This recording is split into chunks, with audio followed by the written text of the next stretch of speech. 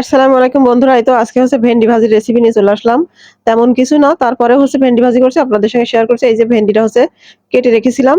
আর এখন হচ্ছে সেটা ভেজে নিচ্ছি। এই যে ফ্রাই প্যানে দিয়ে দিলাম হচ্ছে ভাজার জন্যে পরিমাণ মতো সরিষা তেল, তারপরে দিলাম হচ্ছে পেঁয়াজ কুচি আর হচ্ছে কয়েকটা কাঁচামরিচ। আর বন্ধুরা, এগুলো একটু হালকা ভেজে নিলাম। আর তারপরে এর মধ্যে আরো দিয়েছি হচ্ছে গোটা জিরা আর হচ্ছে কালো জিরা। আর এই মসলাটা হচ্ছে একটু ভেজে নিয়ে তার মধ্যে এই যে দিয়ে দিলাম হচ্ছে কেটে রাখা ভেন্ডিটা। অবশ্যই ভেন্ডিটা আমি হচ্ছে কেটে রেখেছি রান্নার প্রায় ১-১.৫ ঘন্টা আগে। তারপরে এই যে দিয়ে দিলাম হচ্ছে স্বাদ মতো লবণ আর হচ্ছে পরিমাণ মতো হলুদের গুঁড়া। আর দিয়ে এবার হচ্ছে আর কোনো কাজ নেই, জাস্ট হচ্ছে ভেজে নিব। আর যেটা বলছিলাম যে ১-১.৫ ঘন্টা আগে হচ্ছে কেটে রেখেছি।